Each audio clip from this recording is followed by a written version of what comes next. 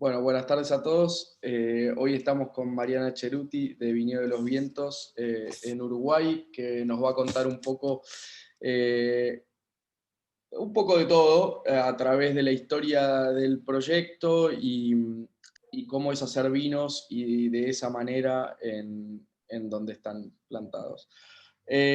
Mariana es argentina, es nacida en la tierra de nuestro Pinot Noir, en Río Negro, pero vivió casi la mitad de su vida en Uruguay, desarrollando este proyecto particularmente. Es técnica en hotelería y en turismo, por eso arrancó desarrollando toda esa faceta, pero se involucró en varias otras dentro de Viñedo de los Vientos. Es mamá de Franco y Francesca, y ayúdame vos, pero creo que ahí más o menos estamos. Nos va a contar un poco porque hoy Viñedo de los Vientos está empezando a tomar un camino nuevo, una etapa nueva, y bueno, y parte de eso es la charla de hoy. Bienvenida, Mariana. Bueno, muchas gracias. Gracias, Matías, por la invitación. Para mí la verdad que es un placer compartir un ratito con ustedes. Después de casi, no un año de estar ausente, pero sí me tomé un tiempo como para poder hacer mis procesos internos y decidir el nuevo rumbo de Viña de los Vientos y de mi vida, con mis hijos, todo lo que tiene que ver con el vino.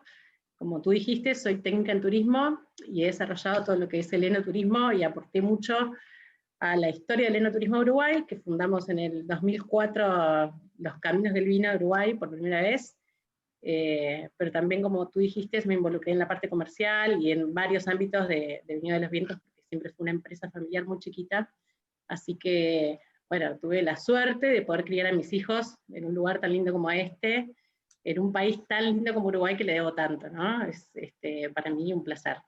Bueno, un placer que estés con nosotros y aportándonos, sobre todo, filosofía de hacer vino, que más allá de que hay muchas cosas que comparten todos los productores, y más cuando empezamos a hablar justo de productores que se alinean bajo Slow, pero cada uno tiene su manera y su forma, y eso es lo que los hace únicos, y además un lugar nuevo. La verdad que nos debíamos una charla con alguien de Uruguay, de alguna zona de Uruguay, y hicimos algo en Chile, tenemos ya algo para hacer en el futuro con Perú, hablamos con gente de Italia y de España, bueno, de Argentina obviamente también, así que es bueno poder contar con vos hoy. Así Muchas que, gracias. fuera de la presentación, vamos para adelante con las preguntas. Yo quiero que yo ya conozco, me adentré un poco en el proyecto, pero que nos cuentes un poco de qué se trata Viñedo de los Vientos, cuál es su historia, para que la gente empiece a entrar un poquito en el marco. Dale, te cuento. Bueno, Viñedo de los Vientos es una empresa que tiene más de 20 años. Es una empresa familiar, como te contaba, que comenzó en el año 98, 99, con sus primeras elaboraciones de vino, cuando todavía Uruguay no era conocido como productor de vinos, por lo cual se nos hizo muy difícil poder entrar en los mercados internacionales. Uruguay hasta ese momento hacía vinos sin tecnología, entonces el Tanat, que ya sabemos que, y para los que no saben, es la cepa más tánica del mundo, eran vinos como muy robustos, con mucho tanino marcado, eran como muy power para poder tomar así en el día a día, que acá de hecho lo hacían, pero eran vinos con mucho carácter, por decirlo de alguna manera. Entonces el preconcepto de la gente en la cabeza quedó marcado que el Tanat era intomable, o era muy astringente, o era muy fuerte. Entonces llevó un trabajo muy grande poder cambiar eso, y fue lo que nos pasó. En los primeros Tanat de Viñedo de los Vientos eran vinos muy robustos que nuestros amigos no los tomaban, lo compraban argentinos en el súper. Y bueno, con el tiempo fuimos cambiando la manera, yo le digo domando el tanino, porque la verdad que el tanino se tiene que domar, y bueno, entre la tecnología, los equipos de frío, barricas que hoy tenemos la posibilidad de conseguir barricas de todo tipo, que es lo que deja hacer ese proceso maravilloso de microoxigenación y dejar al TANAT como un terciopelo, fue lo que nos hizo, bueno, y también lo que nos requería el mercado fue lo que nos hizo a nosotros decidir, haciendo como ese cambio en esa primera etapa de la bodega, y después sí adentramos un poco lo que es la producción, a todo lo que es con mínima intervención.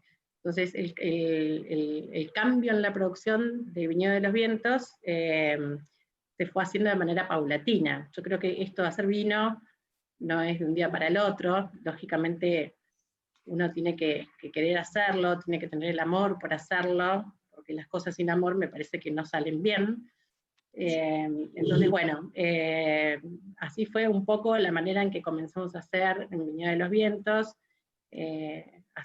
La producción más grande anual fue de 70, 80 mil botellas, nada más. Y la idea siempre un poco fue ir a los mercados internacionales, porque al ser una empresa tan chiquitita, el costo de producción es muy caro, y todo lo que es la distribución y venta en Uruguay también encarece mucho. Así que sí trabajamos un tiempo en el mercado local, después nos dedicamos básicamente a todo lo que fue mercados internacionales, y ahora nuevamente Viñedo de los Vientos está en el mercado local en Uruguay. Bien. Bien, y contanos un poco por qué Atlántida, cómo nació estar en esa zona, que por ahí si uno piensa en Uruguay, personas que fuera de Uruguay conozcan de viticultura en Uruguay, no es la primera que se le viene a la mente, no es la más tradicional. Entonces, me encantaría que nos ahondes en eso. No, claro, Uruguay tiene puntos, tiene sierras muy lindas, lugares muy lindos, que serían como más aptos técnicamente para el cultivo de la vid, con más piedra, con más pendiente, que tengan mayor, que el agua pueda escurrirse un poco más. Nosotros acá, este suelo es un suelo arcilloso, pero el inicio de todo fue hace más de 100 años, cuando la familia Falabrino llega a Uruguay, desde Piamonte, exactamente fue en el 1921, así que ya podemos decir que hace un centenar. Fueron muy visionarios, se vinieron a Uruguay e hicieron diferentes viñedos en diferentes zonas de Uruguay. En el año 1947 se compran 60 hectáreas acá en Atlántida y hacen un mega viñedo, de las cuales hoy quedan plantadas unas 15 hectáreas nada más. Y la verdad es que es un desafío lindo tener un viñedo plantado en esta zona, porque, bueno, tenemos la influencia del estuario del Río de la Plata, que pega en la primer colina del viñedo, por eso antiguamente este viñedo se llamaba Colina de Oro, porque el viento de las sudestadas iba directo al viñedo, y ese viento es lo que hace que, por ejemplo, el TANAT, que está en Parral, que no es muy común en Uruguay, pueda tener la sanidad que tiene cada año. La verdad que Uruguay tiene el tema de las lluvias, que son a veces bastante abundantes, y la humedad es a veces muy permanente, en épocas que no necesitamos que haya tanta humedad, y ese viñedo, por ejemplo, que es la parte más alta del viñedo, siempre está sano. Así que el lugar lo eligieron los ancestros, y se ha ido cultivando de generación en generación. Incluso por la zona hay otros viñedos que cultivan de personas que han trabajado acá y que siguieron cultivando sus hijos, sus nietos, y podemos hoy tener diferentes opciones acá en la zona. Bien, digo, por todo lo que nos contabas, entiendo que tiene un pseudo microclima, llamémoslo, mediterráneo, con calor, con humedad, con viento. ¿Qué variedades trajeron en ese momento? ¿Son las mismas que siguen hoy plantadas en estas 15 hectáreas que sobreviven? Contanos esa transformación. Sí, en primer momento lo que se plantó acá eran las uvas que se utilizaban para hacer vinos de mesa, ¿sí? Uni Blanc, mucho moscatel, pero también había Pinot Noir. En un momento, alguna persona que trabajaba acá, un capataz, dijo, no, estas plantas ya están muy viejas, porque lógicamente que la manera de producir de antes era volumen y no calidad. Entonces todo no Pinot Noir, perdón, Nebbiolo. Todo ese Nebbiolo lo arrancaron. Entonces, en el año 2008 pensamos, ¿cómo puede ser que nosotros estemos manteniendo cepas como el Uni-Blanc, que sí la utilizamos para hacer un vino común y vender a granel porque teníamos la capacidad en la bodega, y después teníamos, lógicamente, Tanat, Cabernet Sauvignon, Rubí Cabernet, Chardonnay, pero eran como variedades más estándar, y siendo italianos, toda la familia siendo italiana, dijimos, ¿cómo no podemos tener una cepa que sea italiana? Entonces comenzamos a averiguar, y en el 2008 replantamos algo de Nebbiolo.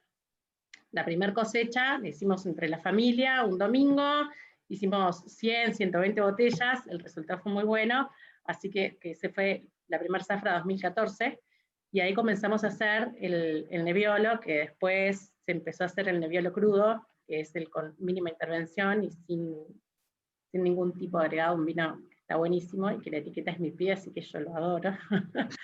Y bueno, después trajimos Barbera, Arneis, y de esa manera se fueron como rescatando un poquitito las raíces piamontesas para poder plasmarlo en este lugar tan lindo, y sí, claro, con la influencia del microclima que tenemos, sí.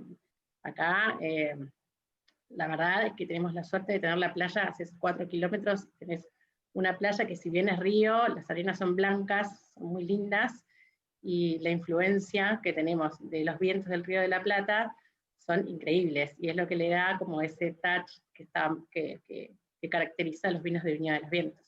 Bueno, a eso va mi próxima pregunta. Un poco esto que lo hace especial, el hecho de estar bien costero, de tener este clima pseudo mediterráneo, y no es lo mismo.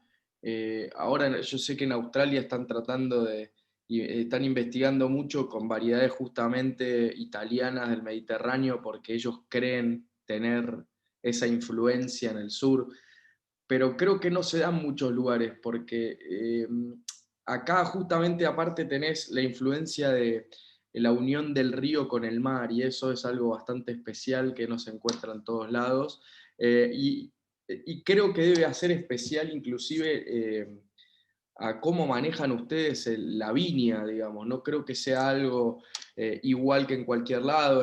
Entiendo y debo imaginar que deben tener mucho problema a la hora de la floración con los vientos. Entonces me gustaría que nos cuentes un poquito sobre cómo es la experiencia de manejar una viña con semejante cantidad de obstáculos, digamos. Bueno, no es fácil, nadie dijo que era fácil. Los vientos nos han jugado muchas malas pasadas, no solamente en el viñedo, sino también en la bodega, y cuando estaba recién construida, un tornado la voló y quedamos en cero. Así que le tenemos mucho respeto al viento, y nos ha hecho mucho honor al nombre de la bodega. Hemos tenido filas enteras de viñas, no solamente florecidas, sino con uva en pleno enero, tiradas en el piso. El suelo acá, nosotros, es un suelo arcilloso y arenoso, por lo cual cuando hay lluvia en exceso, el suelo no absorbe, entonces no nos permitía levantar ni siquiera el poste principal para poder levantar las viñas, y vos veías eso ahí tirado con la uva tocando el barro, básicamente. Pero bueno, poco a poco fuimos descubriendo también la manera de producir, ¿no? Haciendo los raleos en los momentos que los tenemos que hacer, nos la jugamos, pero a veces no tanto, esperamos como ciertas etapas durante el año para hacer los diferentes trabajos. Se trabaja mucho el deshoje por el tema de la humedad. En Uruguay hay 1.200 milímetros de lluvia anuales, más o menos en promedio, pero estamos, el 2020 y 2021 son años secos, hay mucha sequía, entonces la planta también sufre algún estrés hídrico, y nosotros acá no tenemos un riego artificial, es solamente un riego natural, dependemos de la lluvia. Bueno, básicamente es eso, ¿no? El obstáculo más grande son los vientos, la subestada y las lluvias. Pero ¿Crees que eso tiene influencia en las variedades que plantan? Digo, el viento, por ejemplo, vos sos de Río Negro también, otro lugar que no es el mismo viento, pero, o sea, no es la sudestada, pero que realmente circula viento, Hay vientos más inclusive fuertes. vientos que vienen de todos lados. Es como que si fuese el centro de atracción para los vientos, depende de la época del año, viene el sur, viene el norte, del este, del oeste, y probando los vinos y hablando mucho con los productores de la zona por ahí más tradicionales que están ahí hace bastante tiempo, te dicen que eso ha hecho en que, por ejemplo, las plantas viejas, no importa qué variedad, suelen desarrollar como capacidad de subsistir Supervivencia. exactamente una piel más gruesa en la uva. Entonces, cuando uno prueba los Malbec, por ejemplo, que vienen de Río Negro versus Malbec de otras zonas, encuentra ese tanino con una textura que sale de esa piel que realmente es distinto y se lo marca estrictamente el lugar. Acá, por ejemplo, ¿cómo fue eso con el Tanat? ¿Qué diferencia encontrás contra lugares de Uruguay donde no tienen esta influencia de viento, pero que ya el Tanat trae una carga tánica importante? Bueno, acá sí, es tal cual, es así, ¿no? Las plantas se adaptan al lugar en donde están desarrollándose. Eh, Acá podemos decir que dentro de todo no es tan duro como en la Patagonia. Yo creo que toda la parte de Canelones, toda la parte de territorio que está alejado de la costa, tienen tanats o uvas que sí desarrollan más cáscara gruesa, más dura, porque tienen otro clima, no tienen esa influencia del viento. La diferencia que tenemos es que ellos están en una zona en donde tienen temperaturas quizás un poco más elevadas que nosotros. ¿Sí? A nosotros eso nos juega a favor, en realidad. El viento nos juega a favor, tenemos más amplitud térmica, entonces la uva va también madurando en tiempos diferentes. En el norte de Uruguay, por ejemplo, en toda la zona de Salto, Rivera, las cosechas son 2 meses antes que en el sur. Y estamos hablando de una distancia de 600 kilómetros nada más. Claro. Que para los argentinos 600 kilómetros no es nada, pero para Uruguay es la punta del país y contra la otra punta del país, es norte-sur. Entonces, el viento nos juega una mala pasada cuando vienen esas sudestadas, que las estructuras se hacen así, pero en realidad es buenísimo como influencia para la maduración de las uvas. Bien. Bueno, contanos un poquito de la selección de variedades. Nos hablaste, obviamente, de las más tradicionales, el Tanat como bandera uruguaya, nos contaste que tienen variedades más internacionales como el Cabernet Sauvignon, Chardonnay, y variedades nuevas que empezaron a plantar ahora en 2008 por un tema también de cerrar una historia detrás de la tradición familiar. ¿Cómo fue esa elección? ¿Por qué eligieron algunas? ¿Por qué eligieron otras? ¿Están mirando hacia adelante, buscando más variedades?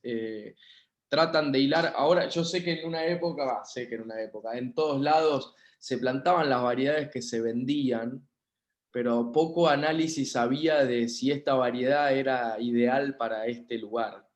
Y creo Claro. que hoy es una de las grandes diferencias de los viñedos que se están plantando en la última década en todo el mundo, es un poco mirar qué es lo que se puede dar mejor acá y mirar hacia adelante y no me quiero adelantar, pero por ejemplo, cómo aprovechar al 100% un recurso como el agua, que es escaso, qué variedades, tengo problemas con el agua en esta zona, qué variedades pueden ayudarme a transitar eso de una manera mejor.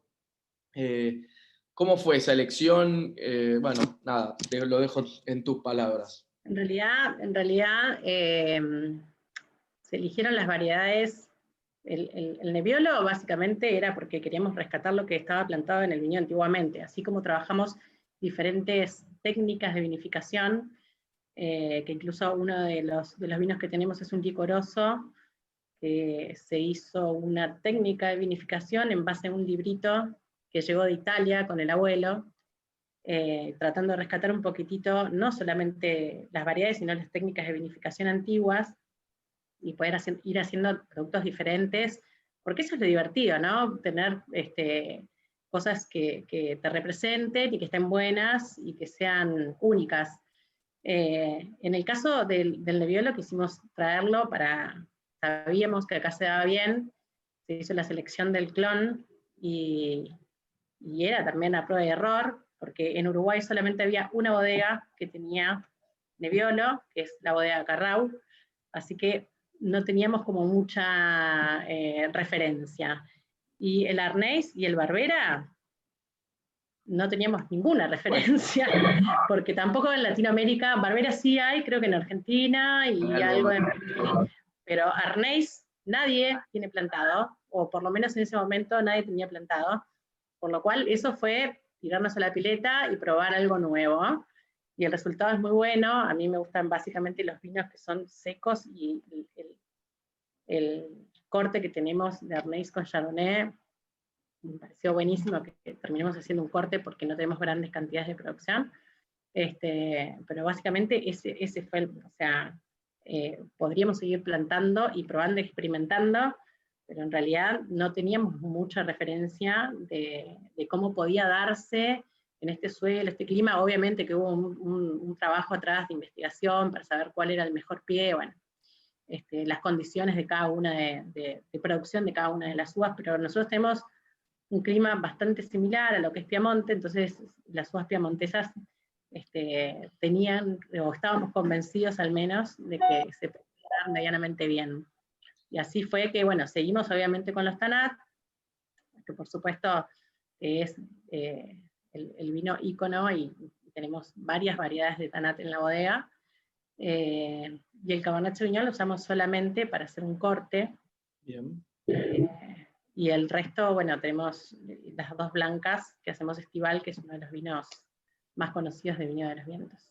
¿Y cómo fue la aceptación de esas variedades italianas raramente vistas Cultivadas. en Uruguay, en el mercado uruguayo, digamos? ¿La gente lo recepcionó? Sí, sí, súper bien, súper bien, súper bien. Uruguay tiene una camada muy grande de chicos jóvenes que están recibiéndose de sommeliers, enólogos. Entonces los jóvenes son los que quieren probar cosas distintas, y están todo el tiempo buscando a ver qué hay de nuevo. Entonces eso es lo divertido. La verdad es que tuvimos muy buenos resultados, a la gente le gusta, lo buscan, es curiosa, el consumidor uruguayo está pasando de ser súper convencional a animarse y arriesgarse a pagar por una botella de algo que no conoce o desconoce, así que buenísimo, estamos muy contentos. Bueno, me alegro porque yo creo que muchas veces de estas apuestas o de estas pruebas es donde nacen las mejores cosas, y sobre todo la capacidad de lo que hablábamos, de adaptarse para los tiempos que vienen, si realmente creen que se está dando más allá del vino, que la planta está haciendo una buena base en un lugar y se siente cómoda, es la que mejor se va a sentir cuando vengan las épocas de sequía como tuvieron este año. Entonces me parece que va por ese lado, así que nada, felicitaciones por eso. Contanos un poquito, nos hablaste en la introducción, por ahí es parte del corazón del concepto Slow, tratar de hacer vinos con menos intervención, y sé que ustedes están virando un poquito hacia ese lado. ¿Cómo ves esto? ¿Por qué lo están haciendo? Hay gente que lo hace por tendencia, porque es una tendencia internacional que los vinos con menos intervención son más consumidos. A veces hay gente que lo hace por convicción, hay gente que lo hace por tratar de rescatar una técnica de vinificación más de menos tecnología. Contanos vos un poco desde dónde viene la curiosidad y cómo ves el resultado final año tras año.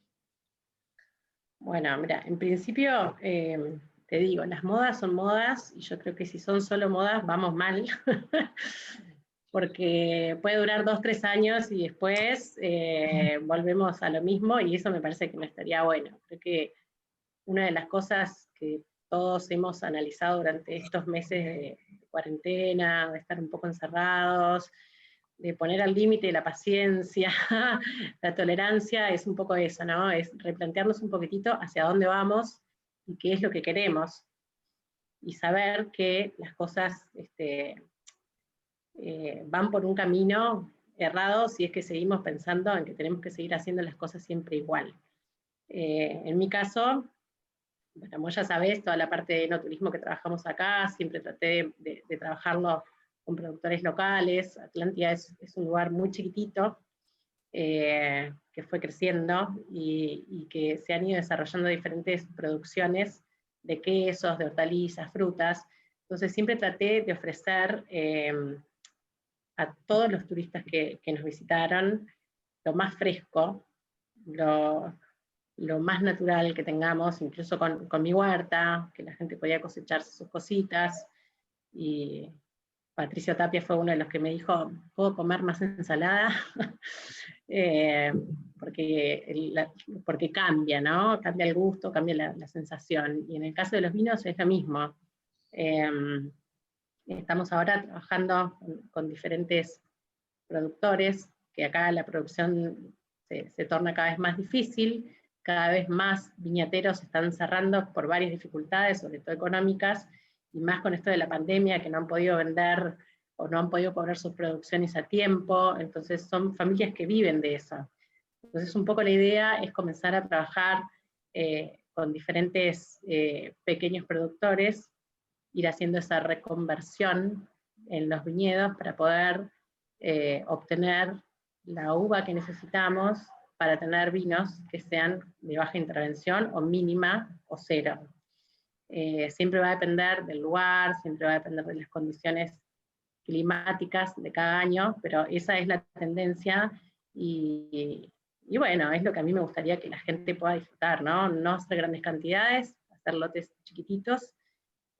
Ahora estamos planeando para esta vendimia hacer solamente 2 vinos, y poder recomenzar con eso, ¿sí? Después de este año, yo en el 2020 no produje nada de vino, así que mi última cosecha fue 2019, me perdí la 2020 que estuvo muy buena, pero bueno, el 2021 la idea es poder hacer dos vinos con cero intervención, con un grupo de chicos jóvenes, enólogos, que están haciendo cosas súper interesantes en Uruguay, y ellos me dijeron, no, sí, Mariana, nosotros te ayudamos, porque en realidad yo no soy enóloga, entonces ellos van a asistirme en la parte más técnica, digamos, pero me parece que es un proceso divertido, el proceso creativo, el proceso de elegir qué vino hacer, cómo hacerlo, qué etiqueta ponerle, ver el resultado final, y bueno, y seguir experimentando un poquitito más, año tras año, ¿no? Y seguir evolucionando. Y en variedades, ¿qué es lo qué va a parar a esos vinos? Bueno, estamos viendo hacer un Tanat, por supuesto, y a mí me gustaría un blanco, que seguramente sea un Sauvignon Blanc, pero bueno, dependemos un poquitito también de lo que termine de pasar en esta vendimia. Todo viene bien, pero no sabemos. Así que ese es el plan. A tocar madera. Sí, falta poquito, falta poquito. Bien. Un poco para ir cerrando, nos hablaste de que es una zona que recibe una buena cantidad de lluvia al año, cerca de 1200 milímetros. Para los que nos están escuchando, aproximadamente, depende de muchos factores, pero una planta necesita cerca de 700 milímetros al año de agua, y con lo cual estaría cubierto con las lluvias, pero bueno, siempre también depende en qué momento caen. Pero nos hablaste de que el riego es 100% agua de lluvia, o sea, son viñedos secanos. ¿Y cómo piensan a futuro el tema de justamente de la utilización del agua? No solo, en general hablo con productores que están del otro lado, sobre todo los argentinos, están con escasez de agua, inclusive más de la que han tenido toda su historia de producción. Mendoza siempre fue un desierto y siempre necesitó de riego, pero había suficiente que caía de la montaña en el deshielo, entonces nunca hubo ni una preocupación ni un problema. De hecho, Mendoza debe ser una de las pocas, en especial Luján y el Este, una de las pocas zonas que todavía existen viñedos que se riegan a manto, que se riegan inundando el viñedo. Que posiblemente eso empieza a cambiar. Hoy el Valle de Uco no termina de ser explotado al 100% por la falta y escasez de agua, y no permiten hacer pozos, el agua del deshielo es cada vez menor, los terrenos que están a la venta ya no tienen más derecho a agua o se venden sin derecho a agua. Entonces, realmente es una problemática que existe en el mundo. Creo que en Sudamérica fuimos uno de los últimos en ser conscientes de que era un recurso que se iba a agotar en algún momento, y más con el calentamiento global y todos los cambios climáticos que están pasando. Y recién ahora están empezando a hacer foco, que para el hoy es tarde, pero por ahí para dentro de unos años empezar a tomar un poco más de conciencia. ¿Cómo es estar en un lado donde, no digo que el agua sobra, pero cae desde arriba? Y nos contaste que tuviste una vendimia en donde te faltó agua, ¿por qué vino un año seco? Entonces, el desafío contrario, contame qué piensan a futuro, piensan que son años raros o que van a tener que instalar, aunque sea un riego por goteo, cómo es la relación contra un suelo arcilloso, que es un suelo que suele mantener ese agua, pero la mantiene arriba y no permite que drene. Bueno, lo dejo en tu... Sí, bueno, nosotros en el viñedo a veces nos decían, pero ¿por qué tienen toda esta cantidad de pasto entre fila y fila? Y en realidad una de las cosas que hicimos fue cambiar la manera de producción, ¿sí? Antiguamente acá se araba toda la tierra, entonces ahí sí, caía la lluvia, entraba y sacaban kilos y estaba perfecto. Pero nosotros al cambiar el tipo de producción, lo que hicimos fue dejar todo ese pasto natural para no romper la estructura natural del suelo, para tratar de conservar lo más natural posible todo el ecosistema del viñedo. Nosotros acá, en el fondo del viñedo, existe uno de los puntos de Uruguay donde conviven más diversidad de aves, que están estudiadas y son más de 236 variedades de aves. Entonces, tratamos de mantener el ecosistema para seguir manteniendo también esa ida y vuelta en cada estación de pájaros, que incluso hay algunos que están en extinción y que aún acá los podemos seguir observando, ¿no? Entonces creo que manteniendo el ecosistema vamos a tratar, ¿no?, de que todo esto se mantenga lo más natural posible. Y con el tema del agua, es lo mismo. Aunque vos digas que la arcilla mantiene la humedad, eso es en caso extremo de que sean más de 1200 milímetros al año, porque los 1200 que recibimos los vamos recibiendo en diferentes épocas. A veces en Uruguay son veranos muy lluviosos, y es ahí donde tenemos el problema, no en los inviernos lluviosos. Cuando tenemos los veranos lluviosos es el problema, porque ahí sí se satura la arcilla, y es cuando necesitamos que no haya agua, ¿sí? Pero hace 2 años que estamos, no te digo que estén sufriendo porque el viñedo está hermoso, está súper vigoroso, pero se siente sí en la fruta y en la maduración, que va como un poco, ¿no?, en diferentes tiempos. Y a futuro, yo creo que acá en Uruguay todavía no se tomó conciencia. Vos decías que en Latinoamérica fuimos los últimos en tomar conciencia, sí, pero creo que Uruguay todavía está un poquito atrasado en ese tema. Se confían mucho de que como en Uruguay llueve y hay humedad, los campos están verdes y las 33 millones de vacas que existen en Uruguay comen deliberadamente sin ningún problema y se engordan y se venden, y eso es lo fácil. Pero bueno, sí, en estos años de sequía escuchás a los ganaderos quejarse y que están empezando a hacer reservas de agua. Entonces creo que sí, que en los viñedos o en las plantaciones de otras frutas, en Uruguay se va a tener que empezar a tomar otras medidas de tener sistemas de riego artificial sí o sí, porque este tema del agua, a pesar de que estamos tan cerquita del Río de la Plata y que es una reserva de agua espectacular, vamos a tener que tomar medidas drásticas y serias, y creo que más rápido de lo que nosotros imaginamos.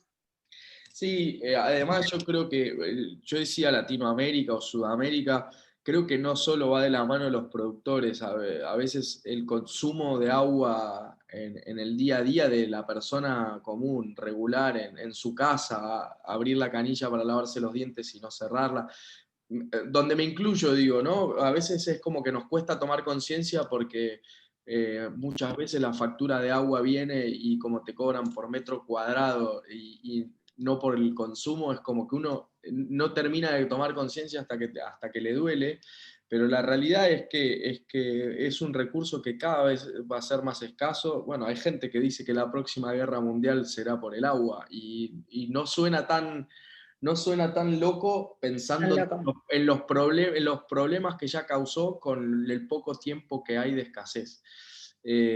Imaginemos en 50 años lo que puede llegar a pasar y esperemos que todos hayamos tomado conciencia como para que no haya tantos problemas de acá a 50 años, pero sí es un tema no menor y creo que no, desde nuestro humilde espacio y el poco aporte que podemos hacer, el granito de arena es un poco con esta pregunta con la que cerramos siempre, es crear esa concientización no por los productores que creo que ya lo están empezando a pensar, de hecho todos tienen una respuesta hacia esto positiva, pero también los que nos escuchan que empiecen a entender que va a ser un problema y que hay que cuidarla desde todos los aspectos. Sí, Mariana, sí, tal cual. Es más, perdón, sí, por favor. quería hacer una acotación chiquita, y es que, bueno, que hay muchos proyectos hoy en donde se está haciendo la reutilización del agua, con sistemas para filtrar y volver a utilizarla para riego, para lo que sea, que eso está buenísimo, pero sí es verdad que los que son más conscientes son las generaciones de los chiquititos, que ellos son los que educan a sus padres, y eso me parece que está buenísimo porque necesitamos que la base Exacto. sea consciente de lo que van a vivir de acá a cuando ellos tengan 50 años. Entonces, hay que trabajar con los chiquitos, además de los grandes, por supuesto, pero los chiquitos son el futuro, así que me parece que hay que empezar por ahí. Completamente de acuerdo. Bueno, Mariana, te agradecemos mucho yo y todas las personas que nos están escuchando por tu tiempo, por contarnos un poco no solo del proyecto, sino de lo que es hacer vinos en Atlántida, un lugar que tiene su aire especial y se traslada a los vinos. Así que nada, espero que podamos hacer una pronto. La idea es convocarlos de nuevo y volver a charlar en específico de algunos otros temas que involucren a cada persona. Te agradezco mucho y nos mantenemos